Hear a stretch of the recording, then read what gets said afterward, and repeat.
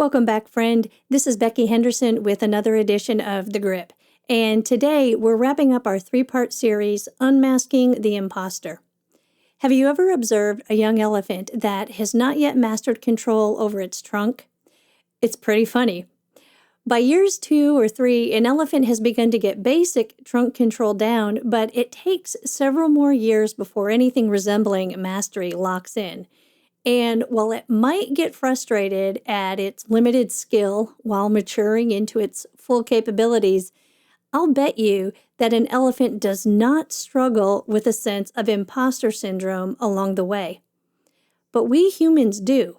A lot of us do, a lot of the time, especially leaders. What drives us to imposter syndrome to begin with? From what we know about how the human mind works, imposter syndrome seems to be largely driven by several survival brain behaviors.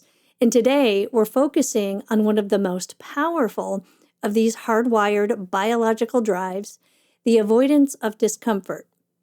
So here's the good news.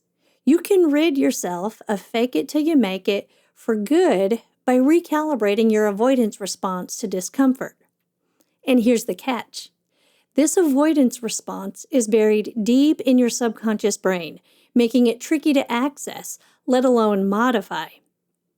And your survival brain is clever, often disguising itself as logic and reason to keep you in the comfort zone.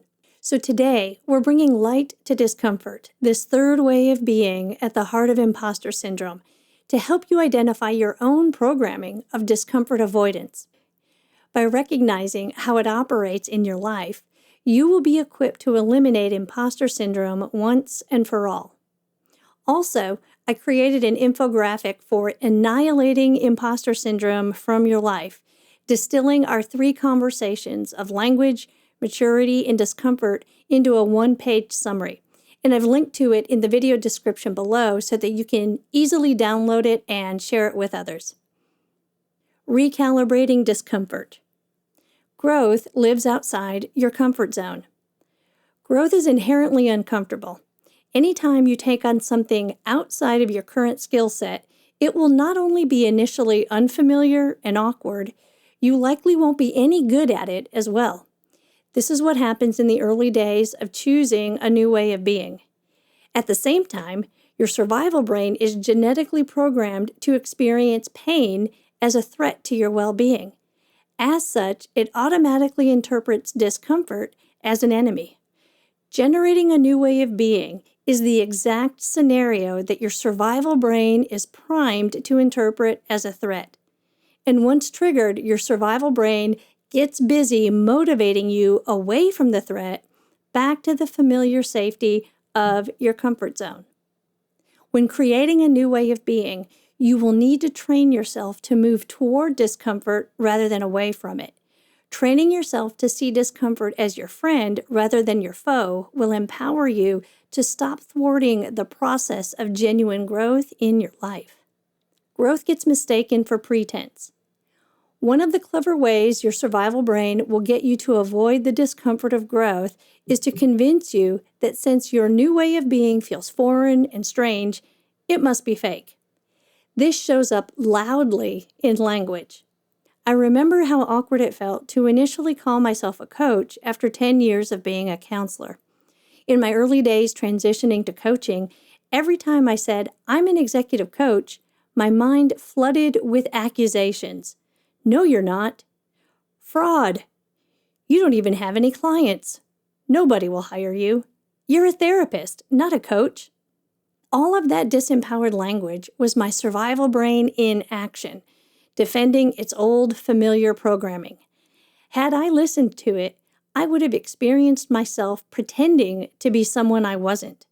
Instead, I was able to recognize it as a biological drive trying to, quote, help me avoid the threat of being someone new.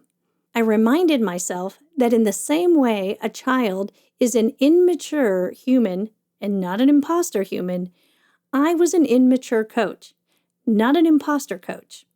With practice, calling myself a coach eventually became my new normal.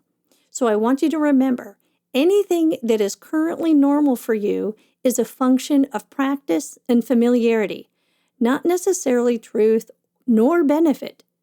Growth requires that you upgrade your sense of normal. Comfort forfeits growth. Developing new capacities, skills, and strengths takes work. It's practice, mistakes, and even pain over months and years. It's uncomfortable. This work is a disruption to the survival brain's agenda to have you maintain status quo. The survival brain will steer you toward comfort instead, so that you bypass developmental work even as you present to the world that you've got it all together. And this is where much of the fake it till you make it illusion originates.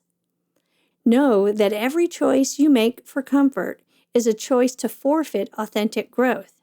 But by choosing the uncomfortable work that your development depends on, you will authentically grow into the fullness you are capable of and overcome your hard wiring to be an imposter. The most powerful antidote for imposter syndrome can be summed up in one word: creation. You will annihilate imposter syndrome from your life by authentically creating a new way of being. A new way of being is never fake when it is genuinely created. So stop faking and start creating. To that end, the 3 ways of being we have covered, language, maturity, and discomfort, are essential for authentic creation. Master them, and they will have you achieving the greatness you are capable of, authentically. What has me inspired this week? It's Rabbi Dr. Abraham Twersky in his video, How Do Lobsters Grow? Rabbi Twersky's perspective on everyday life issues has informed my own outlook for years. And this video in particular shifted how I see discomfort and the value that I give to it. Dr. Twersky was a psychiatrist and rabbi who became a leading authority on drug treatment and addiction, authoring over 100 books on topics including addiction, psychology, and spirituality. You can find an archive of 35 of his thought-provoking videos on the YouTube channel J Insider, and more information about his work and legacy at twerskycenter.org. This has been another edition of The Grip. From all of us at The Plenteous Life, may you prosper in every way.